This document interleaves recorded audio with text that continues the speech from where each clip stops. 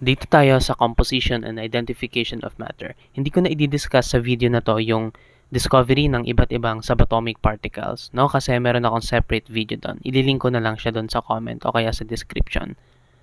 Alright, dito tayo, recall lang muna tayo ng iba't ibang subatomic particles. Again, meron tayong proton. Ang charge ng proton, positive. Okay? Then meron tayong neutron. Ang neutron naman, neutral. Kapag electron, ang charge niya, negative. Now, yung proton tsaka neutron, magkasing bigat yan. Tingnan nyo to. Pero syempre may decimals pa yan. So, approximately magkasing bigat sila. Alright? Now, kapag charge naman ang pag-uusapan, ang proton, again, positive. Ang neutron, negative. Same value.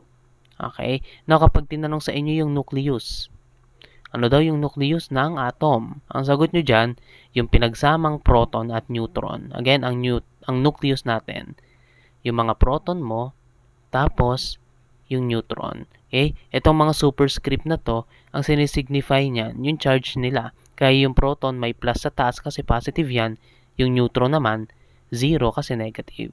So, guess what? Sa electron, syempre, negative nilalagay natin dyan. Okay? O, ito pala, yung size daw ng electron, exaggerated. Ibig sabihin, super liit dapat yan. Dapat nga, di natin kita yan eh. Kasi imagine mo, yung MOA arena, ganun kalaki ang atom, no? Kung scale up natin siya. Tapos maglagay ka ng ano sa gitna, ng piso. Yung piso na yun, ganun kalaki dapat ang electron. So, ganun siya kaliit. Kaya hindi dapat natin siya kita rito. O, dito tayo sa atomic number. Ang atomic number, ang ginagamit nating symbol, Z. Okay? Tawag din natin sa kanya proton number. Bakit? Kasi kung gaano karami si proton, ganun dapat yung proton o yung atomic number niya. For example, meron kang 10 na protons. Ano yung atomic number niya? Eh di 10 din. Okay? Kung meron kang isang proton lang dyan, ano yung atomic number niya? 1 lang din. Kaya sabi dito, each element has a unique atomic number. So, sa lahat ng element, pwede ba magkapare-parehas ang electron? Pwede. Ang neutron, aba, pwede rin. Pero ang tanong, ang proton ba pwedeng magkaparehas sa dalawang magkaibang element? Hindi pwede yon. Okay? Illegal yan. Illegal yan sa chemistry. Sabi dito, yung atomic number daw equal sa number of electrons for atoms. Actually, tinutukoy dito yung mga neutral. No? Pero kapag atom ang sinabi, understood naman yan kasi hindi naman yan ion. No? Ano ibig sabihin yan? For example, dito tayo sa hydrogen. Yan, hydrogen. Hydrogen, meron siyang, ang atomic number niya, 1. Ibig sabihin, ilan yung proton niya? Isa lang. Dapat same lang yan, no? Ito-drawing natin yan. Ito yung proton. Tapos meron ditong isang electron. Okay? Equal lang siya. Ibig sabihin, anong charge ng hydrogen? Yung proton ko, positive. Yung electron ko, negative. Yan dalawang yan, magkakancel. So, anong charge ng hydrogen? Wala. Neutral. Okay? So, ito yung statement na yon. Z is equal to the number of E for atoms. Alright. Mass number naman tayo at saka isotope. Ang mass number, ang ginagamit natin dyan, letter A. Again, ano ginagamit natin for the number of protons? Ginagamit natin Z. Okay? Which is also the atomic number. Dito tayo sa mass number. Ang mass number, it tells us the total number of protons and neutrons that the atom has. Okay? Again, pag pinag-plus natin yung proton at saka yung neutron, ang sagot dyan, mass number. Okay? Yung P, papalitan ko ng Z kasi same lang sila, di ba? Same lang yan, ha? Walang mali dito. Yung P at saka si Z, parehas lang yan. Kung gaano karami si proton, ganun din dapat yung atomic number mo. Kaya kahit alin dyan yung gamitin ng teacher nyo, huwag kayo malilito. Okay? Sige, papalitan ko lang uli yung mga symbol. Ayan. Oops. Sige. Yung P, yung sinulat ko kanina, yung proton, number of proton mo, plus the number of neutron, equal lang yan dapat sa mass number. So, yung P, papalitan ko lang ng Z. Same lang naman pala sila eh. So, Z plus the number of neutron will be equal to A. Okay? So, kahit alin dyan gamitin. Paano kapag nawawala naman si number of neutron? Pwede ba nating mahanap? Pwede. Basta given tong A, given din si Z. Ima-minus ko lang si Z both sides. Bring down ko to. So, yung number ng neutron ko, equal lang sa mass number minus the atomic number. Kahit paltan mo yan ng number of proton, wala mangyayari. Same lang yan. Okay? Same lang yan. Kahit alin dyan ang gamitin, again, walang mali dito, magkaparehas lang yan. Mag-iba lang ng tawag. Itong Z atomic number, itong number of P, or yung, ito, hashtag P, tapos may superscript na plus, number of proton. Alam natin, parehas lang yan. Okay? Now, atoms have the same number, or that have the same number, dito tayo sa second bullet, atoms that have the same number of protons, but different number of neutrons are called isotopes. No?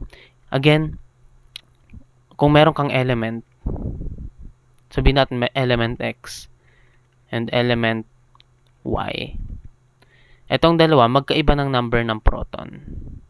Okay? Magkaiba ng number ng proton. So, focus tayo dito sa element X.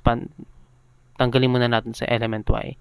Sa element X, pwede siyang magkaroon ng 2 versions. Okay? Sabihin natin versions yung tawag. Okay? 2 versions. Yung dalawang version na yon, parehas ba dapat ng proton? Yes, dapat. Kasi isang element pinag-uusapan natin eh.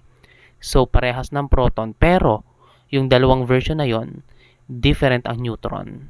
Okay? Pwedeng iba yung neutron dito sa isa, iba yung neutron dun sa isa.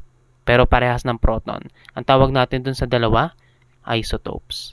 Okay? Sige, bigay tayo ng example. Ito, for example, iba't ibang isotopes ng hydrogen. Okay? Ganito natin siya sinusulat. So, itong H, ito yung symbol niya. Itong 1, it is the mass number. Okay? Yung nasa taas, anong tawag? Mass number. Ano nga si mass number?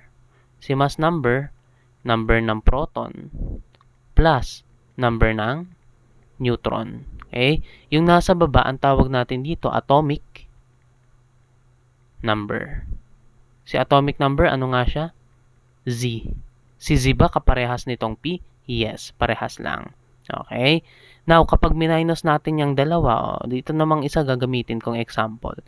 Pag minus natin tong dalawa, again, sige, pakita ko nga para makita nyo ng maayos. Yung nasa taas, mass number. So, Z lang yan, plus neutron.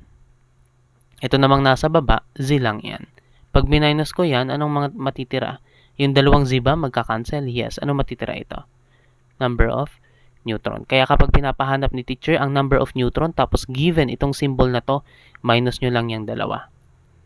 Okay? O sige, dito tayo sa isotopes of hydrogen. Meron tayong protium, meron tayong deuterium, meron tayong tritium. Sa protium, isa lang yung P mo, isa lang yung proton. Sa deuterium, isa lang yung proton. Sa tritium, isa lang yung proton. Pare-parehas ba? Yes. Bakit pare-parehas eh? Pare-parehas hydrogen yan eh. May iba't ibang version lang. Ang tawag natin sa version na yon, isotopes. Okay? Tingnan naman natin yung neutron. Sa protium, wala kang neutron. Sa deuterium, may isa kang neutron. Sa tritium, ilan yung neutron mo? 2. Magkakaparehas ba yung number ng neutron? Hindi. Bakit? Magkakaibang version sila ng same atom or ng same element, hydrogen. Okay? Now, tanungin ko kayo, itong isa na to, paano nyo malalaman yan kung hindi given yung picture? Pag hindi given, again, i-minus nyo to. 2 minus 1, anong sagot? 1. Ibig sabihin, isa lang yung neutron. O, dito naman tayo sa tritium. 3 minus 1, anong sagot? 2. Bakit 2? O, dalawa kasi yung neutron mo dyan. Okay? O, clear tayo dyan. Next tayo. Ito, iba't ibang example lang ng mga isotopes. Yung nitrogen-15, ginagamit natin yan sa pag-determine daw ng diet. No? Saan pa ba ginagamit ang nitrogen-15? Sa pag-determine sa place ng mga organisms sa food web. Kapag higher sila dun sa itong triangle na to, pag nandito sila sa taas, mas marami yung N15 nila. Okay? Mas richer sila compared dito sa mga herbivores sa baba. Okay? Ano pa ba example? Uranium-235 ginagamit sa mga nuclear reactors kasi ang U-235, okay? 235. Ito pala, itong mga number na to, mass number to, no? Mass number. Again, tandaan, itong mga to, mass number, baka itanong sa exam ng teacher nyo. So, itong U-235, ganito natin siya isulat. Hindi na rin minsan sinusulat yung kanilang mga atomic number. Okay lang yan. Nag-undergo kasi yan ng nuclear fission. No? Kumbaga, nahahati sa dalawa. Or, minsan may kung ano-ano pang particles na nire-release. Pag nahati yan, nagpo-produce yan ng malaking energy. Yung malaking energy na yon ginagamit natin, no, yung heat na napoproduce sa energy na yon para mag-produce ng steam, mag-run nitong mga generator, itong turbine punta sa generator, tapos mag-produce ng electricity. Okay? Actually, marami pang iba't ibang isotope na napakahalaga. Ano pa ba? Yung iodine 131. Iodine 131, ginagamit siya sa diagnosis ng mga thyroid issues at saka sa treatment din ng mga cancer sa thyroid, no? Tinitake to as liquid, kaya pills. Ano pa ba yung example nito? Yung technetium. Okay, yung technetium. Technetium 99M. Again, tong 99 na to, ito yung kanyang mass number. Yung M, ibig sabihin lang yan, metastable. So, stable siya. Pero magre-release din siya magiging unstable siya. And after that, pag nag-release na siya ng energy, back to stable na ulit siya. Ang technetium 99M, ginagamit naman siya sa medical imaging, no? Sa pag-scan ng heart, yung iba't ibang organ, bones, yung mga ini-inject naman to sa bloodstream, yung technetium. Marami pa, yung C14 o yung carbon 14. Ginagamit naman siya sa radiocarbon dating. Ibig sabihin, ginagamit siya sa pag-determine kung ilang taon na yung fossils, ilang milyong taon na siya. Okay? So, yan lang, iba't ibang mga isotopes. This one is an isotope of nitrogen. This one, isotope of uranium. Isotope of iodine. Isotope of technetium. Isotope of carbon. Okay, dito tayo sa atomic mass. Baka malito kasi tayo, ang atomic number, hindi siya katulad ng atomic mass. Iba rin yung mass number. Balikan natin ang atomic number para hindi tayo malito. Ang atomic number, Z. Yung Z ba equal sa number ng proton? Yes. Yan ba equal sa number of electron? Pwede. As long as neutral. Okay? Ang mass number naman, equal siya sa number ng neutron plus the number of proton. Okay? O dito tayo sa atomic mass. Ang atomic mass naman, tinitake na natin yung contribution ng iba't ibang isotopes. Okay? It is the average mass of atoms of an element measured in atomic mass unit. Ito yung unit niya, AMU. Ang AMU, galing yan sa standard natin na carbon-12, which is stable, naturally occurring, kaya ito yung ginagamit natin na standard. Now, yung carbon-12, okay, yung carbon-12 kasi, meron niyang exactly 12 AMU. Ibig sabihin, yung 1 AMU, kasi kailangan malinaw sa atin yung definition ng AMU or atomic mass unit, equal yan sa 1 over 12 of the mass. Okay? 1/12 of the mass of the carbon-12 atom. Okay? Again, ang standard natin for the atomic mass unit is the carbon-12 isotope. Alright? It can be determined from the relative abundance of each isotope. Ito yung may kasamang calculation. Magka-calculate tayo niyan.